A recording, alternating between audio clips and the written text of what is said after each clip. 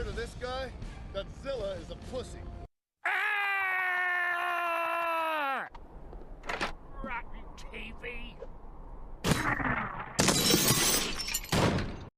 Yep, you saw that opening scene of the video. That scene alone pretty much sums up how I feel about this movie and everything. So it is Shadow Leon 659 once again, and today I'd like to talk about what is easily one of the worst kaiju movies of all time.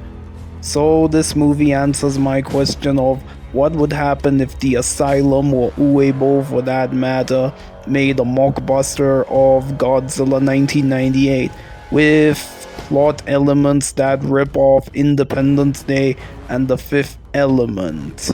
Even though this movie was made in South Korea and somebody in the South Korean film industry saw, should I say, Godzilla 1998, Independence Day, The Fifth Element, and the Gamera Heisei trilogy and said, hey, we thought we could do that, but let's do it far much worse and whatnot.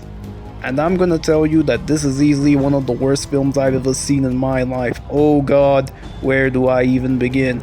The movie's CGI effects and cinematography are very poor and whatnot.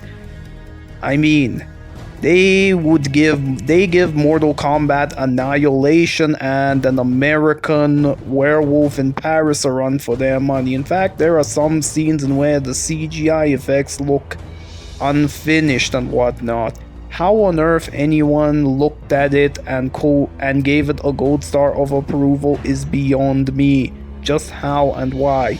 But sadly, the bad effects are the least of this film's problems. Despite being a South Korean production, most of the characters in this movie are American actors. I guess it's a way of trying to attract an international audience and whatnot.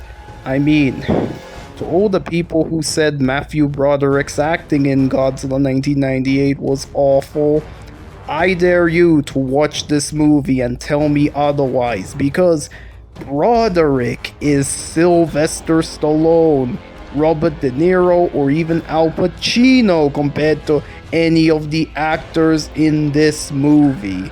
The acting ranges from dull and lifeless to just hammy and over the top, and none of the characters are remotely interesting at all. The main lead scientist is just, should I say, a poor man's Sarah Harding from Jurassic Park 2.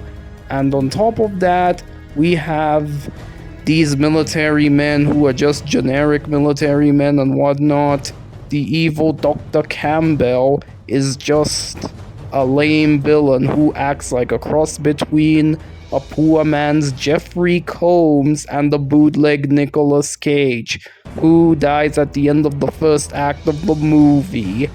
Wow, so much for that character. And the aliens are just pathetic. They are just as stupid as the Cyclos from Battlefield Earth. And should I say, they had plenty of opportunities to destroy the Earth and all that stuff, but keep wasting them because these aliens are so damn stupid. And Psychor literally comes out of nowhere.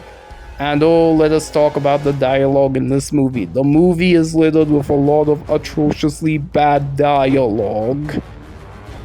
Here are some examples. No! It isn't real! You're my creation! I made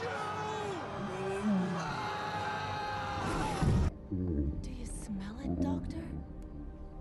It smells so old. Compared to this guy, Godzilla is a pussy. What, your mama didn't give you enough attention when you were a tadpole? Take a bite out of this, Dino! Mr. Monster! I'd like you to meet my little friend. Barbecue this, bucko! Speaking of the plot, it is basically just a knockoff of Godzilla 1998 with plot elements that rip off Independence Day and The Fifth Element as mentioned earlier. I mean, we have an alien invasion storyline, The elderly military colonel does a heroic sacrifice similar to Russell Casey's heroic sacrifice, and one of the blasts looks way too similar to the iconic White House destruction scene from said movie. The scene in where the bones of Yonggary are brought to life while skin and muscles start forming obviously rips off Lilu's rebirth, and the alien spaceship looks like a leftover model from that film. Hell, this film also plagiarized numerous moments from Godzilla 1998.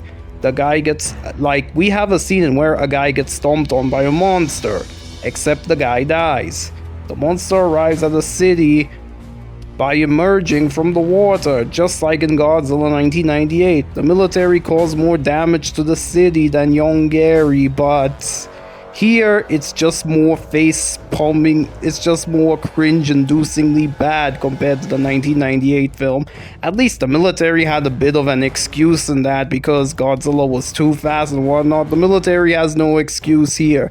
Heck, a skyscraper collapses in a similar fashion to the Chrysler building from Godzilla 1998, and the DVD cover of the movie rips off the poster of Godzilla 1998.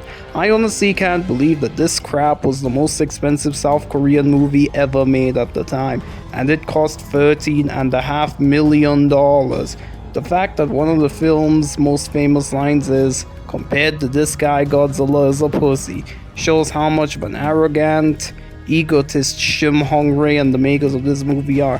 He can't direct the movie to save his own pathetic arse, and I can't believe that the Korean film industry gave him another chance to direct after this travesty.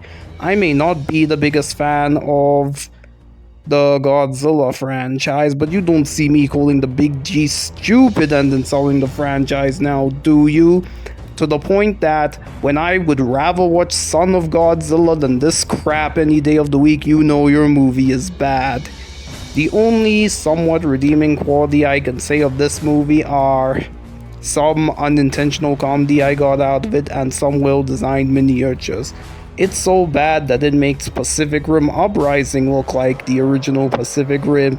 It makes Gamera Super Monster look like the Heisei Gamera trilogy. It makes Godzilla's Revenge look like the original Godzilla. It makes Ape look like the original King Kong. So overall, I'm going to give this movie a 1 out of 10. Just save your money for a better kaiju movie and watch any of the Heisei Gamera movies and whatnot. Or watch any of the Heisei Godzilla movies for that matter. So what do you guys think of this movie? Let me know down in the comment section below, and thanks for watching as always. Don't forget to subscribe.